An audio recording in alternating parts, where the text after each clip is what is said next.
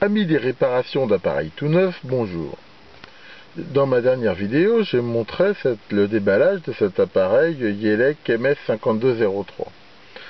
Et j'ai fait une première vidéo dessus et j'ai commencé à l'utiliser, j'ai été très content. Mais au bout d'un moment, j'ai eu quelques problèmes avec.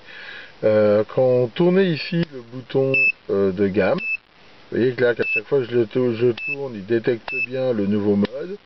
Et bien ça merdait en grand, ça détectait mal, enfin il marchait pas bien.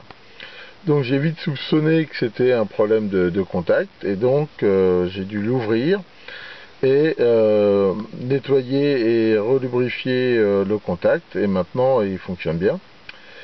Et donc j'ai filmé certaines étapes de cette opération et nous allons voir ça ensemble. Donc pour ouvrir cet appareil, il faut en fait enlever la coque en plastique. En fait, donc ça se fait, enfin vu que c'est assez souple, en fait, en tirant dessus.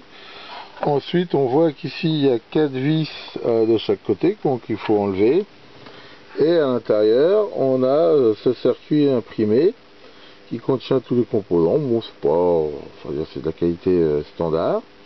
Et ça tient avec 4 grosses vis de chaque côté qu'on peut enlever. Donc là, ce que j'ai fait moi après, c'est que j'ai enlevé les 3 vis ici du sélecteur de façon à nettoyer les contacts, parce que manifestement il y avait des problèmes à ce niveau là. Donc je les ai nettoyés à l'alcool isopropylique et après j'ai mis la bombe contact lubrifiante dessus. Bon, voilà, donc a priori c'était bien ça le problème, parce que maintenant on voit que à chaque fois que je tourne le commutateur, il le détecte bien. Donc manifestement il y avait, alors je sais pas, des saloperies, enfin c'est vrai qu'il y avait une sorte de liquide un peu gras quand j'ai démonté le commutateur. Donc le fait de l'avoir nettoyé, manifestement ça a complètement réglé le problème.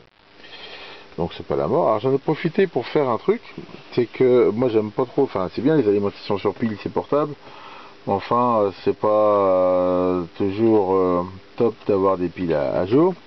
Donc en fait ce que j'ai fait, c'est que j'ai soudé ici des petits connecteurs qui peuvent en fait ici facilement s'enlever, hein. C'est des connecteurs, des petites pinoches, et pour l'instant j'ai branché ici un adaptateur, ce qui fait que quand je veux en mode mobile, j'ai qu'à mettre les piles et je laisse les fils ici qui n'empêchent pas du tout de mettre les piles à poste, et ça me permet ici de l'utiliser dans le labo comme testeur d'isolation et de le brancher sur une alim, et ça c'est quand même sympa.